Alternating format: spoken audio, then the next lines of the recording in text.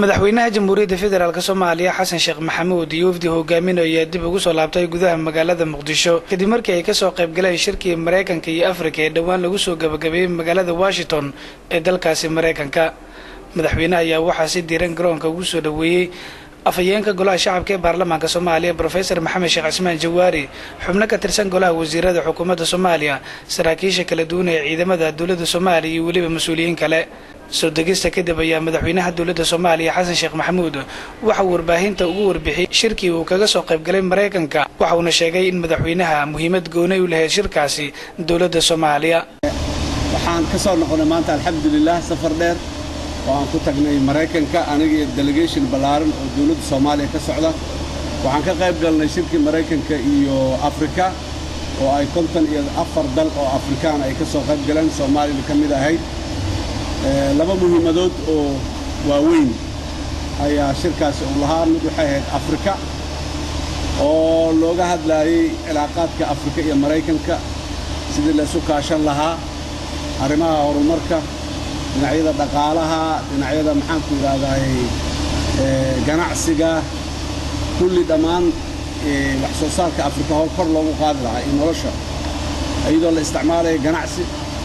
shirku badana gargaar iyo kuma saabsaneen wuxuu ku saabsanaa dhinaca dhaqaalaha iyo horumarka.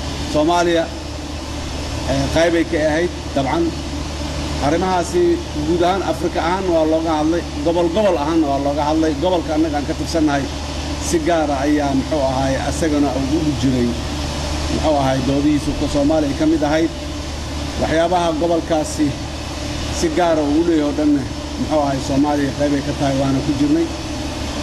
waxaa la sameeyay aaliyaad cusub ama maxaan ku raahdaa heshiisyo cusub oo iskaashigaas ku salaysnaanayo dhinaca horumarka muxuu ahaay tamarta, horumarka kaabayaasha dhaqaalaha, horumarka wax soo saarka, horumarka tamarta aadanaha ama muxuu ahaay human capitalka waxa afqalaad lagu yiraahdo. waxaa focus ku saarnaa dhalinyarada oo ku saabsan sidii dhalinyarada loo horumari lahaa iyo dhalinyarada doorkooda sidii kor loogu qaadi lahaa iyo dhalinyarada sidii maxaan ku raadkaa awoodooda kor loogu qaadi lahaa ay wax soo saarka dalka iyo dhaqaalaha dalka uga qayb qaadanayaan. marka shirkaasi runtii Afrika oo dhan guud ahaan si fiican ayuu ku soo dhammaaday.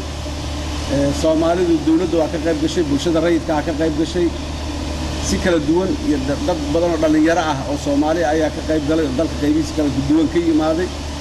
marka si fiican ku soo gabagaboobay shirkaasi, shir guul leh.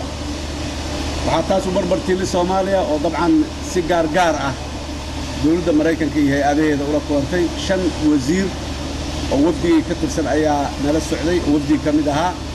5 wasiir waxay la kulmeen inta badan dhikankooda ama hay'adaha wasaaradaha u dhigma wasaaradahooda oo ay si gaar ah ama si bilateral ah wasaaraddaas iyo wasaaradda Mareykanka u dhigantaba ay ka wada hadleen heshiisyadii hore aan u galnay sidii loo dhaqan geli lahaa iyo sidii hore loogu marsi lahaa iyo wax cusub si loo soo lahaa. iyaduna runtii aad iyo aad ay u fiicnayd. wasiirada qaarkood weli way ku maqan yihiin, way ku soo hareen, howlaa u socotay. marka taas Soomaaliya ayadana ay gaar u ahayd. maalmo ka hor ayay ahayd kolkii waddanka Mareykanka lagu soo gabagabeeyay shirweyne ay martigelisay dawladda Mareykanka, taasi oo isugu yeertay dhammaan dawladaha Afrika si ay ula sameyso xiriir xooggan oo dhanka ganacsiga ah.